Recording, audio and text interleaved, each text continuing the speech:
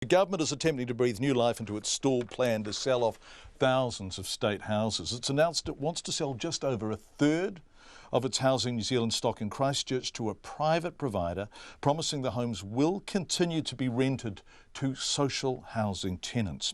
One of the state houses on the block could end up being the one the Prime Minister grew up in, so much a part of his story and his life. Conan Young reports. The government's plans to sell state houses in Invercargill and Horowhenua have fallen over, but now it's turning its attention to Christchurch.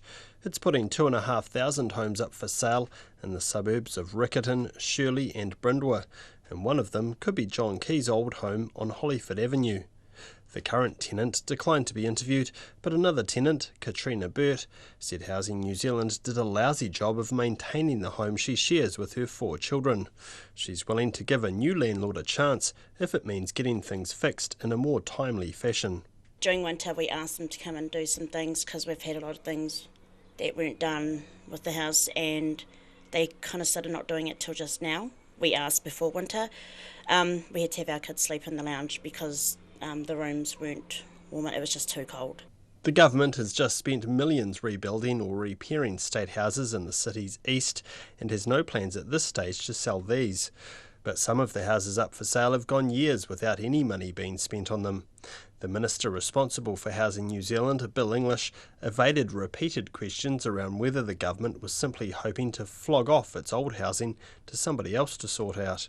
We just want to see it redeveloped appropriately sooner rather than later. I mean, a lot of the state housing hasn't changed since the 1960s, and this is the best opportunity in a generation to redevelop some of these communities. Bill English says a private provider would do a much better job of delivering the upgrade that Christchurch's housing stock needs. Just the way government's operated, it's not that good at property development. It hasn't done it on a large scale for a long time. We're just trying to get more people involved.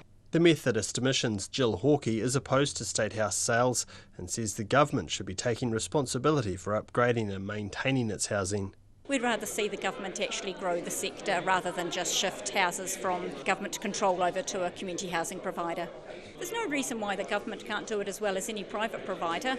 It's just about, ensuring that you are a good landlord and look after the property wells and maintain them, and then provide some social supports to some of the tenants who may need them. The government's preference is to sell all 2,500 houses to a single provider.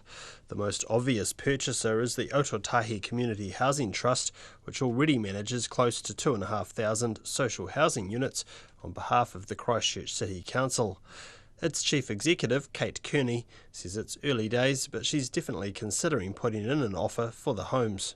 It's an opportunity potentially for the tenants in Housing New Zealand houses, because we do believe we've set up a model of tenancy management that puts the tenants at the centre and aims at, we hope, providing more service to the tenant than was previously provided. The government will hold what it's calling a market sounding session with interested parties early in the new year and hopes to have a buyer confirmed by late next year. Whoever takes on the houses will sign a 25-year contract and will be required to retain them as social housing.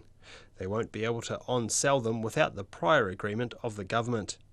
In Ototahi for Checkpoint, ko Conan Young tēnei.